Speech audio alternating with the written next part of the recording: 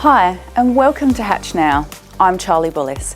Today, we'll look at how the sex industry is reinventing itself, an unusual roundabout that's causing havoc in Sydney's West, and whether traditional fashion shows could be a thing of the past. But first, we head to regional New South Wales. With the focus on the global pandemic, it's easy to forget that Australia's catastrophic bushfires were actually less than 6 months ago. But with so much destruction, how is it decided what is saved and what is not?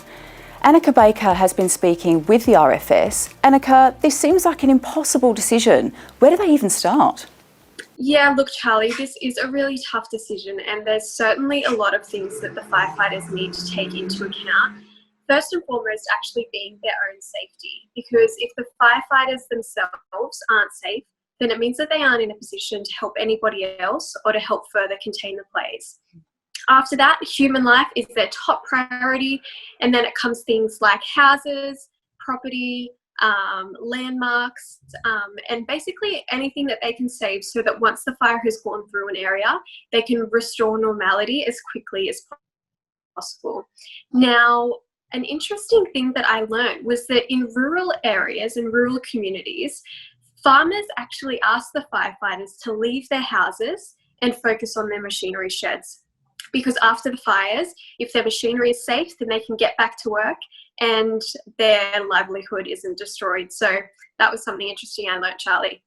I've heard that there's some interesting or tough decisions around endangered species. How are they managed? Yeah, so there are actually full-scale incident management teams that are set up, Charlie, to make sure that all areas are covered during catastrophic bushfires. Now, the National Parks and Wildlife Service are a part of that emergency service crew that identify where an endangered species is and what they can do to save it. So I focused on the Wollamai pine, which is a critically endangered, millions of years old tree that's located in an area of the Wollamai National Park, about 3.5 hours west of Sydney over the Blue Mountains. And I spoke to media advisor and firefighter from the RFS, James Morris, and here's what he had to say about how they managed it. In this season, it was all done by our National Parks and Wildlife Service firefighters. So they actually went in and put in sprinkler systems, and that did save those pines. So as you can see, Charlie, it really is just a case-by-case basis, and there are all the right people in that incident management team to make these decisions. So how is the government getting involved in saving wildlife? So the government actually aren't involved in the process when the fires are actually raging. It's their job to come afterwards. So their job is the aftermath and trying to manage that to the best of their ability. So the Morrison government has actually pledged $200 million in helping the regeneration of native wildlife and flora. And this is a huge amount of money. It's going to be going to all different areas of the community. It's going to be going to the koala hospitals, local bushfire affected communities that have local programs going on. And yeah, this money is certainly going to go a long way in ensuring that our beloved koala and the Wollamai pine trees aren't going to be going extinct anytime soon. Thanks, Annika. And now, one of the industries that has been neglected in recent times is the sex industry. With little or no government support, they're having to reinvent themselves. But is the digital age enough to save them? Christa-Marie Nicola sat down with a number of sex workers. Christa, what are they telling you? Yeah, Charlie, it seems that a lot of the face-to-face sex workers don't feel that they have much support from the government and are still unsure of when they can actually open. A lot of the brothels in Sydney have shut as they don't offer online services. Saying that, a lot of the sex shop owners in King's Cross have noticed an increase in sex toys that are interactive online. I spoke to a sales clerk, and here's what she had to say. Especially about the sex industry, there is like, let's say, some toys that you can subscribe to the website and you have the toy that's gonna do the job for you. At the same time, you are looking to kind of porno that's especially for that toy. As you can see, the sex toy scene has become very interactive. And I think that people like to have control in their own home, especially during COVID-19. This kind of change in the industry is really worrisome for face-to-face sex workers. Brothels in Sydney have lived through pandemics before, like AIDS, so they already have safety protocols in place and feel ready to take on COVID-19. They're concerned that without government support and communication, that the online sex industry is really going to take over. Have they been receiving the JobKeeper allowance? No, the industry is almost 85% cash, so workers aren't eligible for government subsidies. And they're really sticking to the rules and regulations. A business can be fined up to $5,000 and a worker personally can be fined up to $1,000. So what are their options now? Where do they go from here? Look, a lot of the people I spoke to have turned to the online sex industry. It was already saturated before COVID-19 and now it's completely inundated. It's very attractive for sex workers. You can work from your own home, you're your own boss, and the earning potential is huge. There's platforms now like OnlyFans that are really starting to change the sex industry, with a lot of people saying it's like having the girlfriend or boyfriend experience. It's a lot like Instagram. So you follow people, you see their photos and videos, except that you pay a monthly subscription fee. It's really interactive. You can ask for certain photos or videos at an extra cost. Top earners are earning up to $100,000 a month. I mean, that kind of money is just unheard of in the face-to-face sex industry. So one's got to ask, after all of this pandemic's over, where does that leave face-to-face sex work? Thanks for that, Christa there. To Sydney's west now, where a roundabout has been causing havoc for decades. With 18 accidents over 4 years, locals are actually calling it the dead man's roundabout. Liam Gilleland joins us from Blacktown now. Liam, what can you tell us? Yeah, that's right, Charlie, and arguably the worst in Sydney's west. It's located at the intersection of Flushcombe Road and Bungarby Road in Blacktown. Locals have been asking for years to scrap the roundabout and replace it to an intersection with traffic lights. A spokesperson from Transport New South Wales told me there have been a total of 18 crashes here at the roundabout from 2014 to 2018. This included 9 people being injured and 1 serious injury. They also added in a statement, and I quote, "The Centre for Road and Safety only reports on crashes recorded by New South Wales Police in which at least 1 person was killed or injured, or in which a motor vehicle was towed away." So it just makes us wonder how many crashes haven't been recorded. You're right, that is concerning. What makes it so unusual? Well, the list just goes on here, Charlie. First of all, the roundabout, it's oval shaped. Now, we don't often see that, and to make it worse, it's on an angle, so drivers are confused as to what degree they should be turning the vehicle. Another reason is heading west through the roundabout, going up Bungarby Road. Motorists are going up a hill, so they're also confused as to how much power they need to use when they accelerate. And lastly, there are lights at this roundabout, but not to direct traffic. These lights are in place for pedestrians. These were only put in a few years ago to make it a safe crossing section. As we understand, there's a high school and a primary school about 200 metres either side of the roundabout. So what that means is if I want to cross from here over to the petrol station behind me, I simply push the button, all the lights, all the traffic lights go red. I then proceed to cross. The lights then flash amber for motorists, and then it's all systems go again. So are there plans to fix this? Yeah, there has been, Charlie, but that was back in 2016. It's been reported by the Daily Telegraph. It received $526,000 in funding to put forward a plan of how to make it safer. The situation here is Bungarby Road is governed by the state government and Flushcombe Road is a council road. So that's one of the reasons upgrade to the sites have been difficult. And just a few weeks ago, electric signs were put up which said roadworks would be taking place. Locals thought finally an upgrade was about to happen, but in fact it was just to reseal the road. And one more thing I should add, if you're going to do your learner's licence driver's test here in the Blacktown region, well, expect to go through the roundabout behind me. But for now, locals are waiting for that major change they've been wanting for decades. Charlie? Thanks, Liam. The fashion industry has been heavily criticised over the past few years, especially around fast fashion and its sustainability. But will the pandemic cause the end of fashion shows? Naomi Ferreira has been following this story. Naomi, how are the big designers responding? Well, Charlie, last month we saw major conversations around the relevance of fashion seasons take place. And as a result, Saint Laurent was one of the first big brands to announce they would be skipping Paris Fashion Week this September and they will be moving away from the traditional carousel of seasons. And they're doing this in order to create their own calendar with what they say will have a more updated perspective driven by creativity.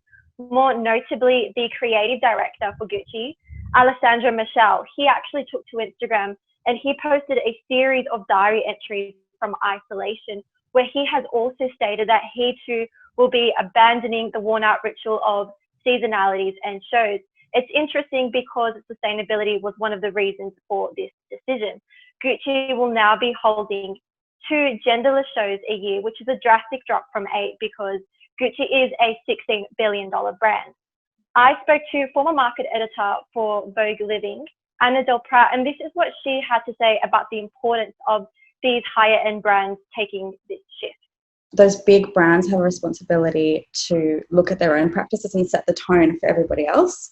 And I think if they don't, they're going to look really irresponsible. And I think it's forcing them to examine how wasteful they are and how ridiculous it is. And so we can see COVID-19 has brought great reflection, and this is allowing for re-evaluation and also much needed change.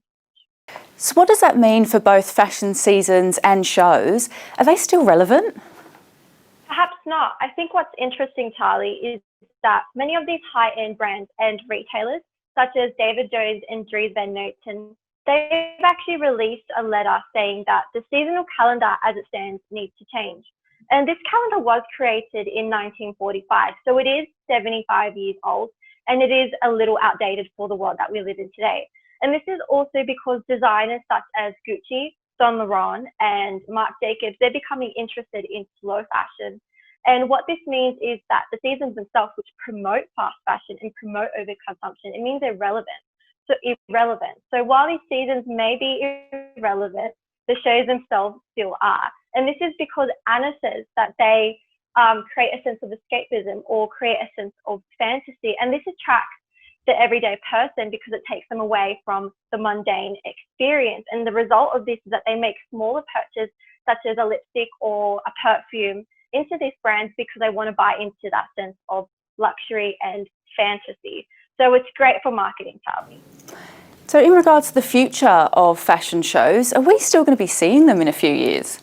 For starters, Charlie, it would be such a shame if these shows were to cease to exist in the future. And Anna says that these shows do bring so much joy to creatives. And in hindsight, I don't think these shows are going anywhere anytime soon. However, I do think that the nature of production is changing and the seasons need to change. And the way that these shows will be showcased, produced and created post-COVID will be very different. And an example of this is Everton's playbook on how to host a digital fashion show. Another example is Pierre Moss hosting a drive-in fashion set in September where he will be debuting a documentary. So we can already see that designers are reimagining and reinventing what a more sustainable future will look like. No one really knows what's next for sure, Charlie, but one thing is that these seasons seem to be headed out the door, and the traditional runway as it stands will be very different from this moment on. Thanks, Naomi. And in sport, with COVID-19 putting a halt on sporting leagues across the world, one small sporting organisation in Melbourne is focusing on the future of exporting Australian athletes to America. Matt sat down with Pro Kick Australia's head coach to chat about its future post-COVID. Matt, how's it looking for them? That's right, Charlie. I spoke with Nathan Chapman, the director and head coach of Pro Kick Australia, about the effects that the coronavirus has had on his training academy. And he told me it has surprisingly worked in his favour, being afforded with more time for his athletes to speak with recruiters over the phone.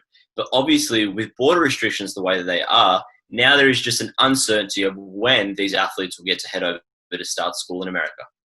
And what about their training? Is it even happening? Yeah, their training still was going through the restrictions. Obviously, with the restrictions that were put in place, things had to be scaled back a little bit. With one-on-one training meant for long days for the coaching staff because there is 45 guys in the program at the moment. But as I said, more time was spent getting in contact with more coaches in America, which helped them secure 38 scholarships over 2020 and 2021.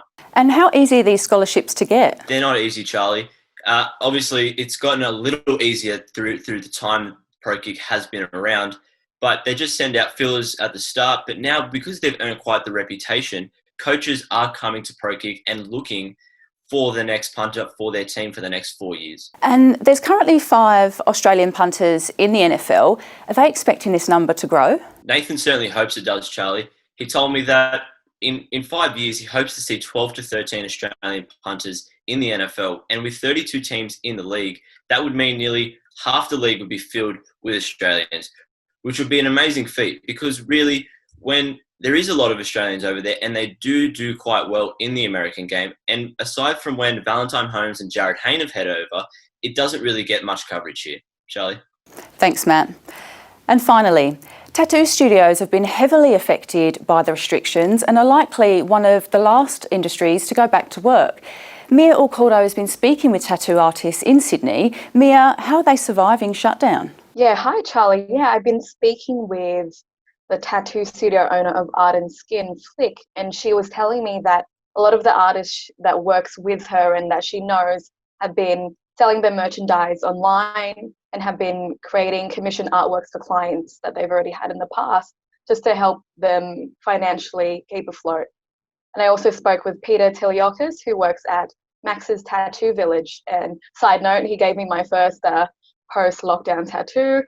But anyways, Peter was telling me that he has been using the JobKeeper payments to help with living expenses.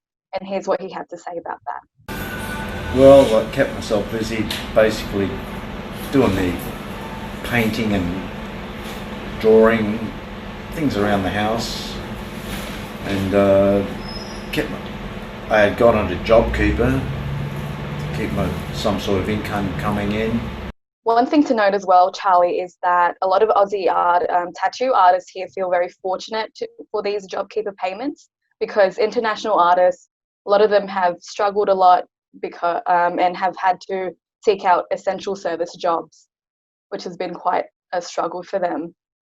And self-tattooing seems to be a bit of a trend. How dangerous is this, and what do tattoo artists think about it?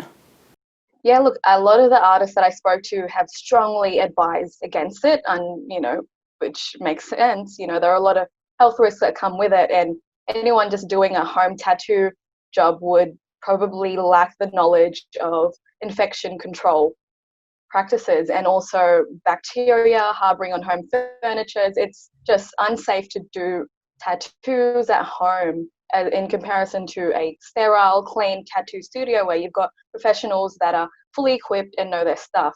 And also, I think another issue with this recent, trend of self-tattooing at home is the ease of accessibility online for equipment. Sure, it may be cheap and whatnot, but it's not always reliable. It's not always safe. The equipment can be dodgy and very faulty and can really put anyone tattooing at home at risk. And also a lot of home tattooists might not follow the single-use equipment technique and could tattoo multiple people using the same equipment, which again is very unsafe. It sounds so risky. So when they do reopen, are they expecting a rush of people to get post-COVID tattoos? Oh, certainly, Charlie. Look, it's already a thriving billion-dollar industry, and the artists that I've reached out to have said that they've been booked out for months on end.